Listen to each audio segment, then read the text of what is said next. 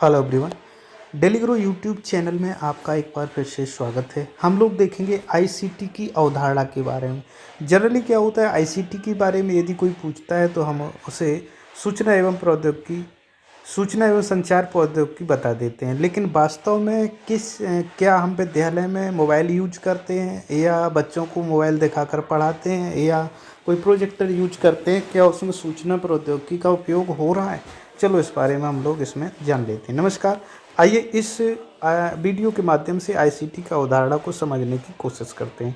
ICT की व्याख्या कैसे की जाती है? कई बार जब यह प्रश्न पूछा जाता है तो हम केवल आईसीटी का पूर्ण रूप सूचना एवं प्रौद्योगिकी संचार प्रौद्योगिकी बता देते हैं, लेकिन शिक्षा में इसका उपयोग जानने के लिए आईसीटी की अवधारणा को समझना बहुत महत्वपूर्ण है। यूनेस्को के अनुसार आईसीटी का तात्पर्य प्रौद्योगिकी उपकरणों और संसाधनों का एक सेट है जिसके माध्यम से डिजिटल जानकारी का संग्रह और संचारण किया जा सकता है।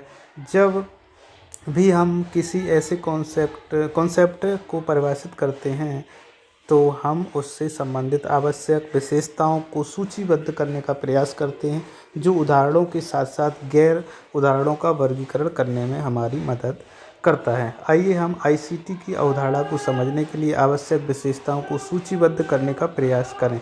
एक उदाहरण लेते हैं। क्या आपने मोबाइल का उपयोग करके एक तस्वीर खींची है?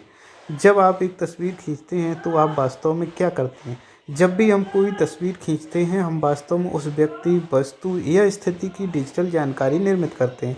डिजिटल जानकारी हमारे मोबाइल फ़ोन में संग्रहित हो जाती है। संग्रहित जानकारी को हमारे मोबाइल से किसी भी समय, कहीं भी, जब भी हमें आवश्यकता हो पुनः प्राप्त किया जा सकता है।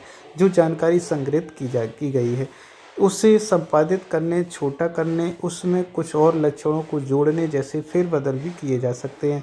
कभी कभी आप डिजिटल सामग्री की कई प्रतियां बनाना चाहते हैं तो इस बार डिजिटल जानकारी में फेरबदल किया जा सकता है। जो फ़ोटो हमने अपने मोबाइल में स्टोर की है उसे इंस्टेंट मैसेंजर, मेल या सोशल मीडिया जैसे माध्यमों से दूसरों को भेजा जा सकता है। संग्रहित डिजिटल छवि को सोशल मीडिया, इंस्टेंट मैसेंजर या मेल के माध्यम से किसी भी माध्यम का उपयोग करके अन्य लोगों के साथ भी साझा किया जा सकता है।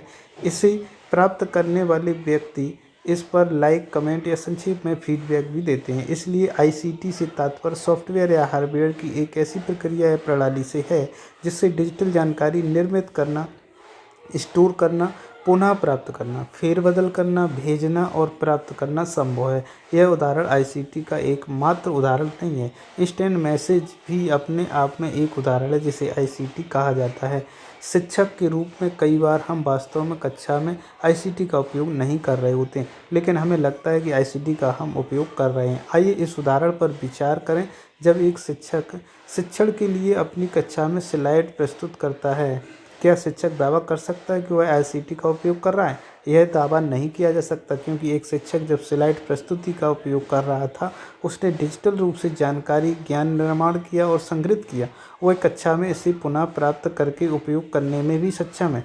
कभी जब कुछ सुधार जरूरी हो तो वह उसमें फेरबदल भी कर सकता है, लेकिन यहाँ जानकारी का संचार डिजिटल माध्यम से न होकर केवल भौतिक रूप से रहा है। इसलिए एक शिक्षक सिर्फ कक्षा में प्रोजेक्टर के माध्यम से स्लाइड प्रस्तुति का उपयोग करते हुए यह दावा नहीं कर सकता है कि मैं आईसीटी का प्रयोग कर रहा हूँ। यदि शिक्षक एक ही प्रस्तुति किसी भी इंस्टेंट मैसेंजर या मेल या सोशल मीडिया के माध्यम से छात्रों को भेज सकते हैं, जहां उसे डिजिटल माध्यम से फीडबैक भी साझा कर सकते हैं, तो भी आईसीटी की सभी आवश्यक विशेषताओं का उपयोग किया जा रहा है। इसका मतलब यह नहीं है कि शिक्षक को आईसीटी का आंशिक रूप से उपयोग नहीं करना चाहिए।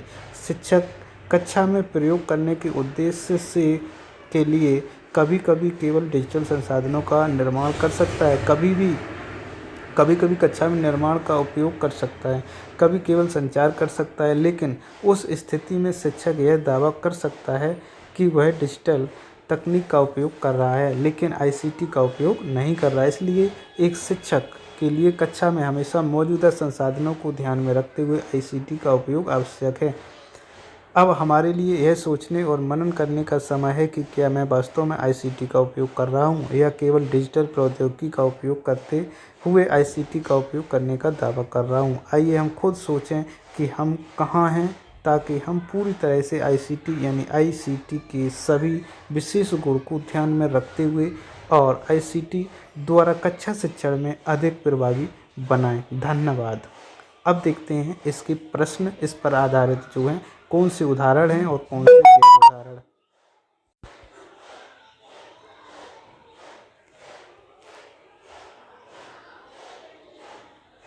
अब हम देख लेते हैं आईसीटी के कौन से उदाहरण हैं और कौन से गैर उदाहरण हैं। इसको बहुत ही ध्यान से समझना है, हम लोग व्याख्या करके इसको समझने की कोशिश करेंगे। तो देखते हैं पहला प्रश्न क्या है। एरो को दबाने के बाद में पहला प्रश्न जो निकल के आया है, डिजिटल समाचार पत्र।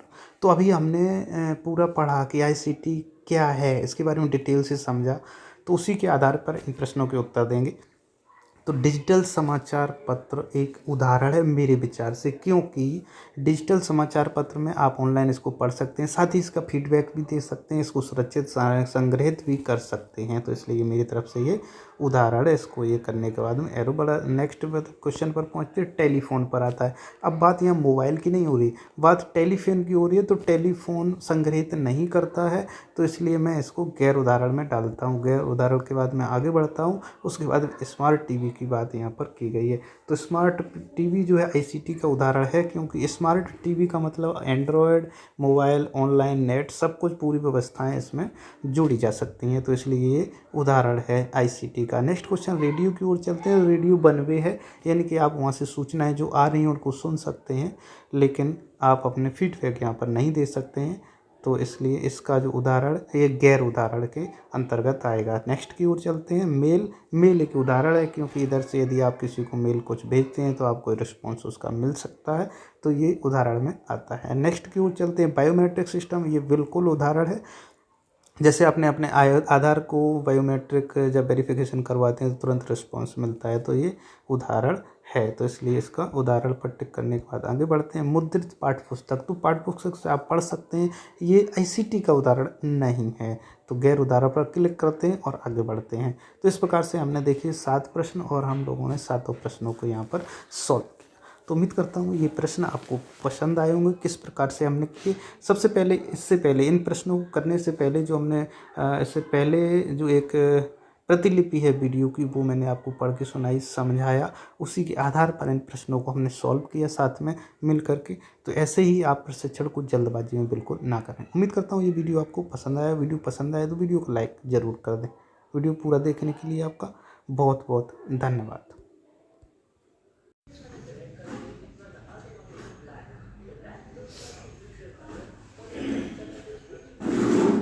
मैं आपकी फोन कह रही थी, कल आई थी, कल लोग कह रही थी आप बिना कहे से सबकी मुँह साफ पूछ ले। हाँ तो आप बैंक का नहीं भिजवा दे तो हम धरवा दें। कौन है? हम कहाँ हम तो कल आई नहीं है, पहले हम छुट्टी कर दें।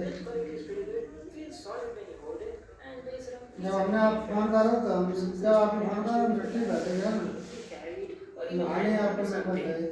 Now let me show you all the available buttons and ports. You've got 4 buttons over here, which include all the connectivity ports, which include a USB port, one SD card slot, micro USB port for charging, a charging indicator, and a 3.5 mm aux port. So those are all available. That those are complete overview of the design and the build quality. Along with these 2 full-range drivers, the speaker also comes with 2 passive bass radiators on both the ends. पता है कि जरूरी है mobile में बात हुई होगा तो काम कर रही होंगी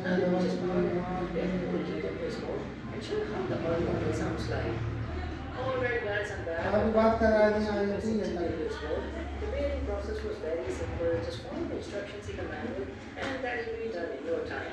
So let me just play a song on my phone and show how these speakers sound like.